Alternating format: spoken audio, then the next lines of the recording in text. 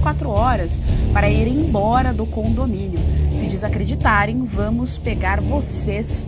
Responda sem pensar muito. Afinal de contas, o Brasil é ou não é um narco-estado? Mas para te ajudar a responder esta questão sobre o nosso amado Brasil, eu vou fazer mais uma perguntinha. Afinal de contas, quem manda aí onde você mora? É o prefeito, o governador, o seu presidente? Ou quem manda aí no seu bairro é a facção criminosa? Será que, por acaso, é ela que decide que horas o comércio abre e fecha? Que decide a taxa do bar? Que decide qual internet você vai utilizar? Por fim, é ela que decide quem pode ou não pode andar pelas ruas do bairro depois das 10 horas da noite? Acha que eu tô exagerando, né? Pois é, não estou. Um estudo recente mostrou que mais de 50 milhões de brasileiros vivem em locais onde as regras são ditadas pelas facções. E quando 1 em cada 4 brasileiros precisam pedir bênção para o crime organizado, a pergunta não é mais se o Brasil é ou não é um narco-estado, mas sim qual é a importância deste rótulo quando você não tem mais liberdade alguma. Então vem comigo neste vídeo entender se, afinal de contas, o Brasil é ou não é um narco-estado. O comerciante Alexandre Roger Lopes, de 23 anos, foi morto a tiros no município de Itapajé, interior do Ceará, após pagar a uma facção criminosa um valor abaixo da taxa exigida por eles para manter os negócios funcionando. Narco-estado não é um selo de qualidade, ou melhor, de péssima qualidade.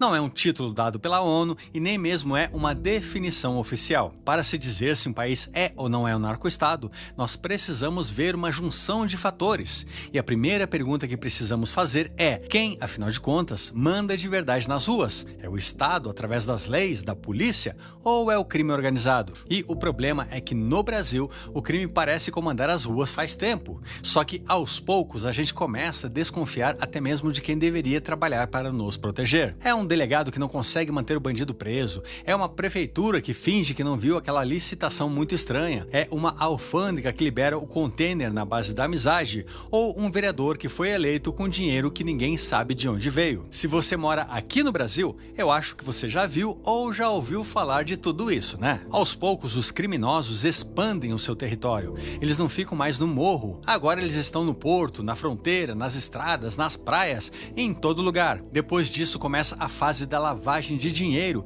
através de empresas do nosso dia a dia. É posto de gasolina, é imobiliária, é o provedor de internet que disseram que você tem que contratar, entre outros. Tudo isso com nota fiscal, contrato bonitinho e dinheiro sujo sendo lavado e transformado em dinheiro limpo. E assim se forma um narco-estado, quando a criminalidade se mistura tão profundamente ao governo que você não consegue mais diferenciar o que é governo, o que é crime. Mas e quanto ao Brasil? Fala galera, beleza? Eu sou Alex Godoy e este é o canal Investigando. E se você gostar deste vídeo aqui e quiser mais vídeos como este toda semana, por favor inscreva-se no canal e deixe o seu comentário, mesmo que seja apenas a palavra Estado, sem o narco, tá? Pra gente não atrair coisa ruim. Beleza, Alex, mas como é que eu posso medir se o Brasil é ou não é um narco-estado? De forma científica, sem achismos? Boa pergunta. Normalmente os especialistas utilizam 3 critérios básicos como termômetro. Primeiro, a corrupção sistêmica. Segundo, a capacidade do Estado em combater o crime. E terceiro, a força das redes criminosas. Deixa eu te contar. Existem alguns índices de criminalidade e rankings de corrupção criados por órgãos mundiais, como o Global Organized Crime ou o Rule of Law, que ajudam a montar um panorama realista de cada país. Mas eles não dão a sentença final, eles não dão o carimbo de é ou não é um narco-estado.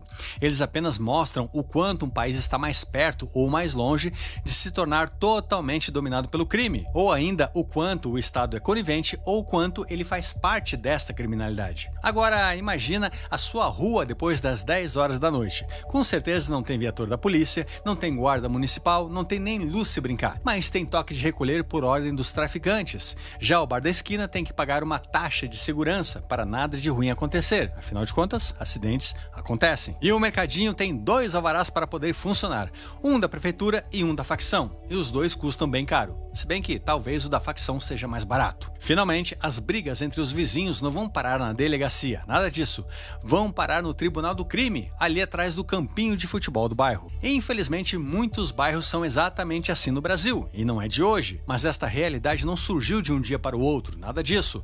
Isto é o retrato do Brasil conivente com o crime por vários anos. E, na verdade, a entrada do crime em um novo local é sempre bem sedutor, já que os bandidos chegam oferecendo ordem e segurança. Ah, aqui não pode assaltar turista, aqui não pode som alto depois da meia-noite. Se alguém roubar o morador do nosso bairro, vai apanhar para aprender a respeitar a comunidade. E por aí vai, você já entendeu. Só que fica até fácil de entender porque a vizinhança aceita estas facilidades iniciais do crime organizado. Afinal de contas, cansadas de esperar pelo Estado que não faz nada a não ser prometer segurança, picanha e cerveja, as pessoas passam a aceitar que o dono da área está ali apenas para vender aquela sua droguinha, enquanto ajuda a resolver os verdadeiros problemas da comunidade. Então, qual o problema? Só que nunca fica apenas na venda do baseado ali na esquina, nada disso. Logo vem as exigências, a contribuição do comércio, o pedágio da obra, a invasão das casas que servirão como pontos de vigia. E vem também o roubo da fiação de telefonia e de internet para obrigar os moradores a contratar estes serviços da facção. Mas a verdade é que eu vivo me perguntando uma questão bastante complexa. Olha só, pensa comigo. Você, que é igual a mim, é uma pessoa de bem, uma pessoa trabalhadora, que segue a lei e que paga os seus muitos impostos, você consegue sequer se imaginar extorquindo o dono da padaria da esquina, sem ter certeza de que no mesmo dia a polícia vai bater na sua porta para te prender? Por outro lado, é bem interessante pensar como o crime consegue fazer isso de norte a sul do Brasil, sem ter nenhum tipo de problema, sem ter a polícia batendo sua porta. Aí eu me pergunto, como é que eles conseguem fazer tanta coisa errada? Como é que eles conseguem até andar com fuzis na mão em plena luz do dia sem nenhuma preocupação? E isso nos faz pensar se o próprio policial, se o Estado como um todo, não faz parte desta criminalidade. E aí nós nos lembramos das manchetes de jornal, daquele prefeito ou vereador fazendo campanha eleitoral com dinheiro que ninguém sabe de onde veio. Lembramos do primo de alguém nomeado em uma secretaria. Lembramos das várias contratações sem licitação e que ninguém questionou nada. Mas para piorar tudo de vez, quando a polícia resolve trabalhar, a justiça manda soltar. E sabe por quê?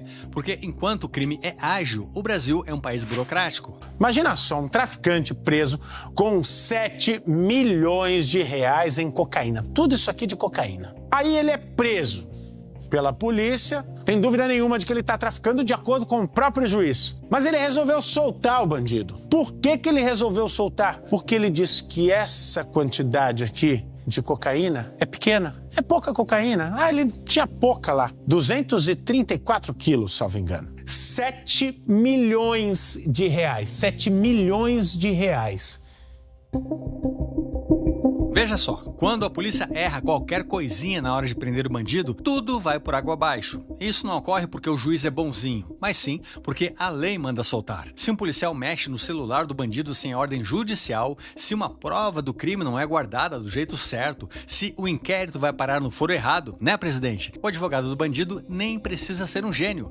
Basta apontar o erro no procedimento da justiça e tudo se perde. Claro que, na mais linda e inocente teoria, isso seria para garantir, para proteger você, cidadão, dos erros do Estado, para garantir os seus direitos a um processo justo e com devido processo legal. A não ser que você pinte uma certa estátua com batom. Aí, neste caso, você vai literalmente apodrecer na cadeia. Mas o problema é quando o erro na abordagem parece virar rotina e não a exceção. Aí a gente começa a se perguntar se o policial que está apreendendo e se o juiz que está julgando não estão cometendo certos errinhos bobos de forma proposital e não por descuido. Pensa comigo, e se o celular do bandido foi mexido sem autorização ou se a prova do crime foi guardada de forma errada, não por descuido, não por acidente, mas sim para mostrar serviço por um lado, enquanto sabe-se que não vai dar em nada do outro. E se tudo não passar de um certo teatro para inglês ver, ou melhor, para brasileiro ver? Já pensou nisso? Enquanto a nossa máquina pública fica no papel, no carimbo, na burocracia, no volte amanhã,